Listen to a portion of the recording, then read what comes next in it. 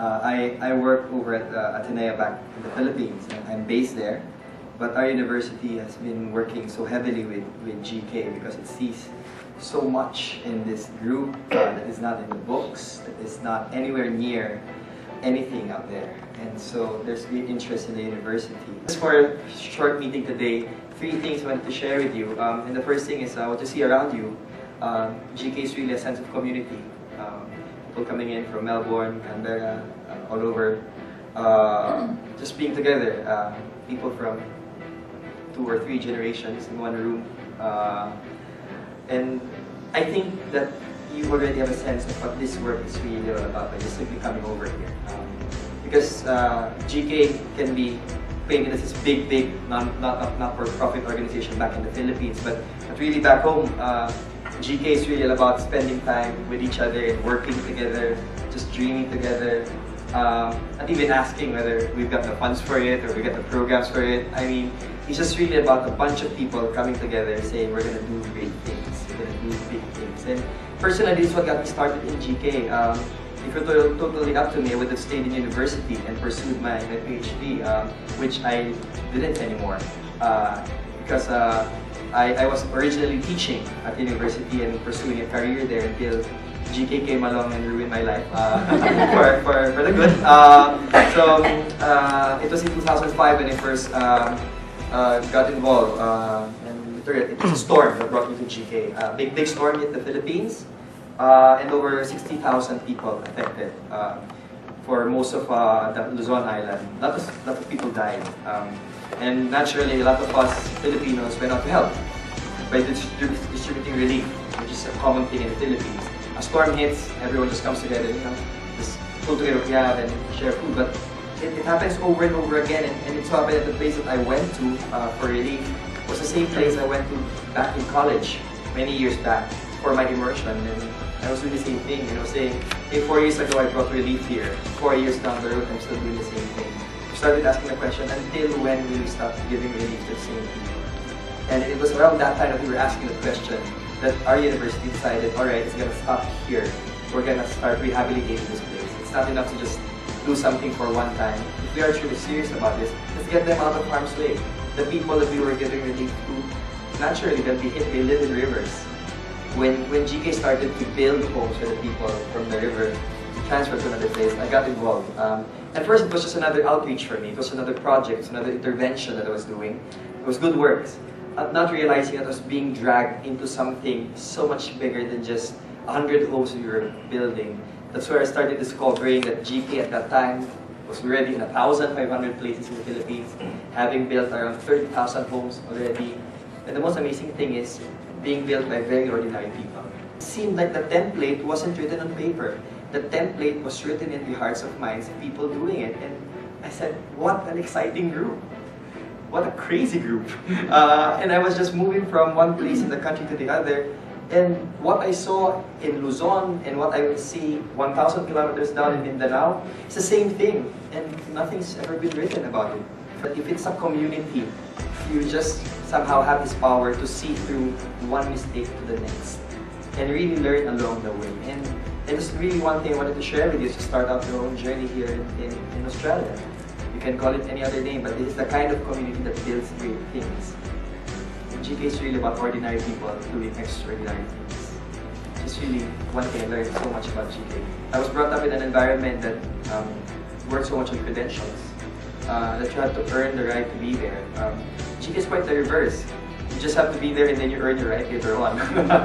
One thing that I will never forget, that it's okay to be right, so long as you love first.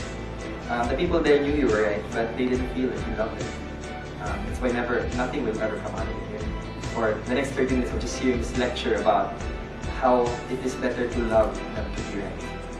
How it's infinitely better to always show your concern first to people before you start correcting them and telling this should be that, this should be that. And Tito Tony just retold the story of how GK started. Because if it were about being right, GK would not be here. Because everything at the start of GK was wrong.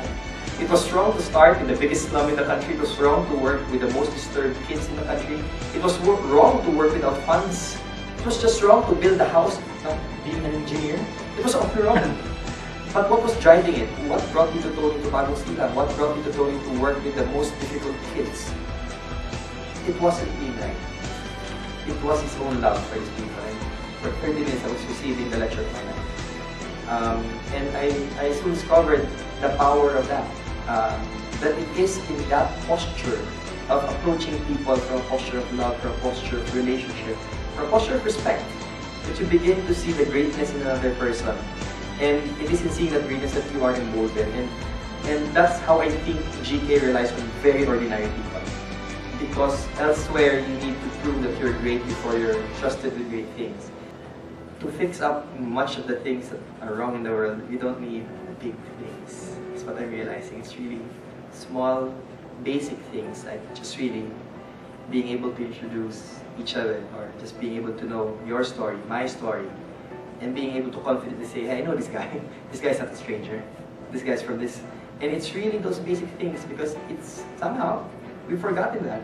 And when people ask me, and for 2 days, Andrew's interrogating me, what's the model, how does it work? And I couldn't really explain it, because there's not much to this. That's why I think in the lack of an answer, we forced them to go to the Philippines. So just really see it again from a different lens. But in my own experience, it's really been that. It's going to a lot of the things that are so basic for us. But this time, taking those basic things to face up to the biggest problems. So through the years, GK just evolved and evolved and evolved and evolved. And this year, last thing I want to share with you, GK is all about challenging the impossible. The worst thing you could ever say to a GK volunteer or full-time worker is that it's impossible. Because that is the word in our dictionary for let's start doing it. It really begins with that. Because if someone says, hey, maybe it's possible, you go with that person and you discover two things. Either it's wrong or it's right. And if it's wrong, we will move on. But if it's right, then you're taking a chance. It's something that's never happened before. And that has been the story. It's not about affinity. It's not about just the poor. It's really about that tagline, building communities to end poverty. The prospect of starting this month with an expo and ending it here in Australia, and preparing for your trip next year. First time I heard about it, I didn't know what to make sense of it. I mean, a bunch of you guys wanted to come over in January to learn more about the programs and all of that. And really, just wanted to say that the template of GK are the people working today.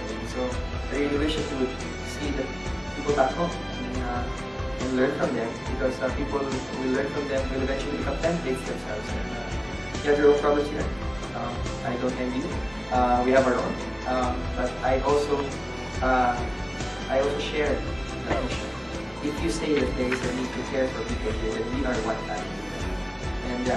And the way that we led the Philippines, lead us here in Australia, I think there's real opportunity here. If it's so good, share it with people. If it's so good, just people share it for you. Find joy in it, just give it away. And that's the posture that we coming over. Just sharing it with ACU and meeting you guys here to come together. So in January, I'll be seeing most of you, hopefully. I think I heard from Sugandi, it's an open trip, so anyone wants to come along, will come along. I'll ask her to talk a bit about it. But it's a 2-week trip. The first week is about going around different kinds of communities to talk to different sorts of people. Let's talk to former rebels, former drug lords, talk to former gang members. Let's talk to them and hear their story and see how they've grown through the years. And then the second week will be about one-on-one mentoring with some of us working full-time for GK, so just going around with us, seeing the work we do on a daily basis. And the last few days will be spent with Tito Tony at the farm to just really dream away, and bring together all the services. I'm really excited to be facilitating that for you. So I hope a lot of you can come over, and then I think I'll see you guys again in April. The program that we have at ACU will last from now till April, so they're bringing us back in April. So we want to spend more time, maybe go around and see the work all over Australia.